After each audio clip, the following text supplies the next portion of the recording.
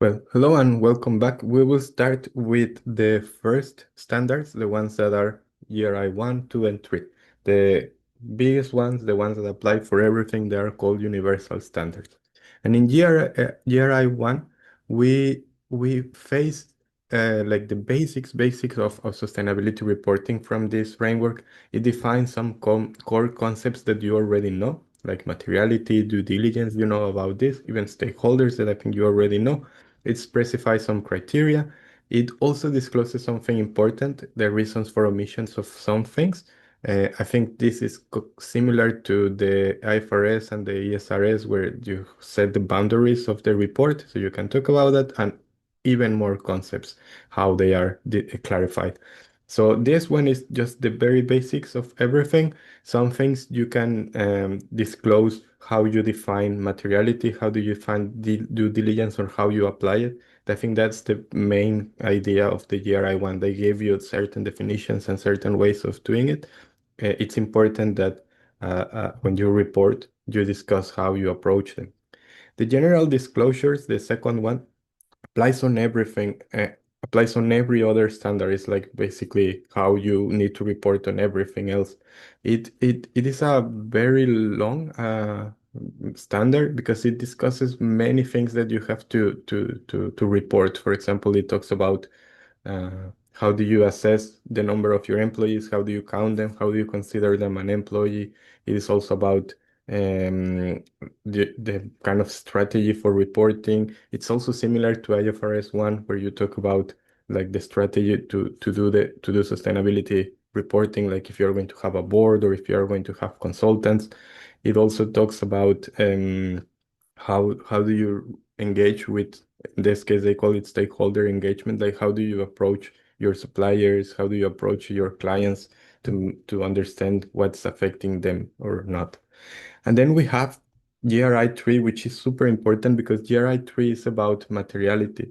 And the double materiality that we discuss in the CSRD here is not as obvious or not as explicit as in ESR in CSRD, because in CSRD it's very clear. You have to report not only what is material for you, but also what is material for someone else, for your supplier, for your client. That double materiality aspect is very important in the European framework.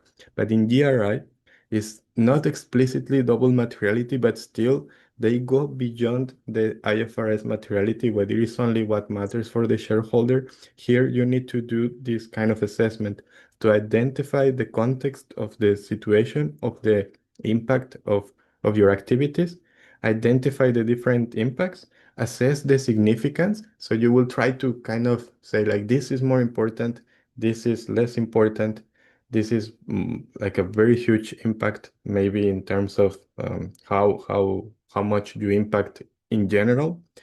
And based on that, imagine that you have some activities that impact a lot, but they impact a lot to everyone, to the whole society or the whole region or whatever. It has a lot of impact, but it's kind of dispersed.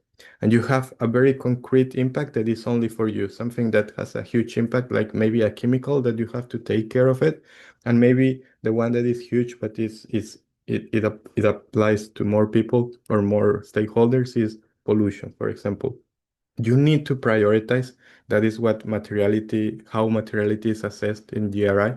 You need to prioritize what is more important to report. Is it more important to report the specific impact that is very impactful for you, for your own organization, or do you prefer to prioritize the bigger impact, but that is kind of dispersed among more actors? That is something that you need to disclose and you have to discuss in GRI 3 in the material topics. It's it's very difficult sometimes to, because you need to kind of assess which one which is a priority on reporting and what to report.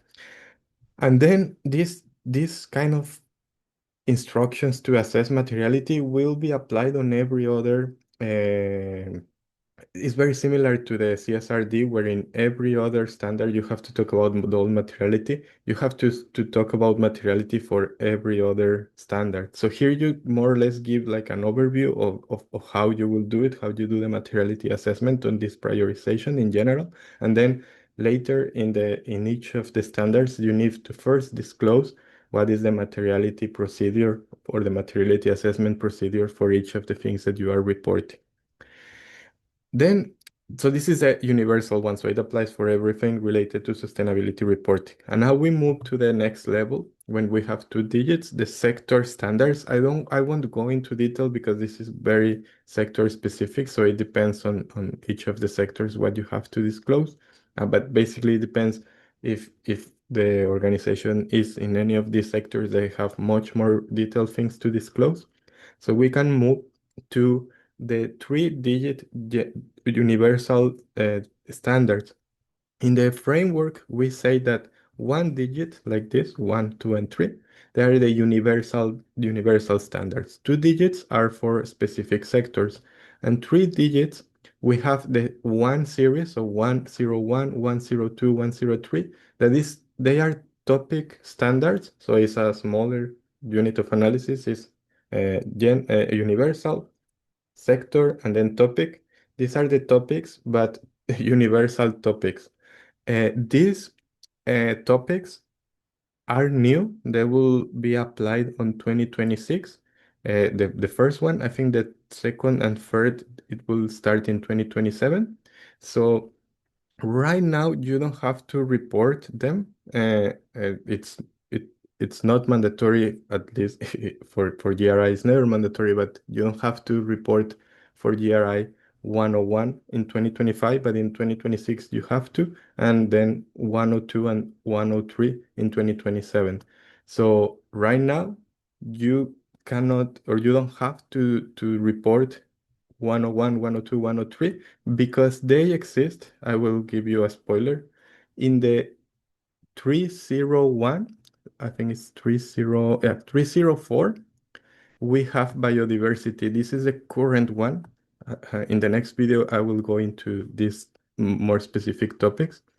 So right now, this is the one that applies, 304, but soon this will take over from this. And why is this distinction? Because they wanted to have some topic standards that everyone has to report. So topic standards are smaller units. So you will learn in the next video. You need to choose which ones are relevant for you and then you report on that. So some people or some companies were saying that biodiversity is not relevant for them. And then they decided to remove biodiversity from this 304 and move it to 101 because 101, 102, and 103 in 2027 will have to be disclosed by every organization. So right now we don't have to disclose this. We will focus on the ones that we will discuss in the next video. But it's important you know they exist because this will change in the next year. So right now for your assignment and for your exam, you don't have to disclose 101, 102, 103 because right now it's not mandatory, but in the future you will have to do it. So now let's move to the next video where we will focus on the topic specific. We have topic for economic, topic for environment, and topic for social too.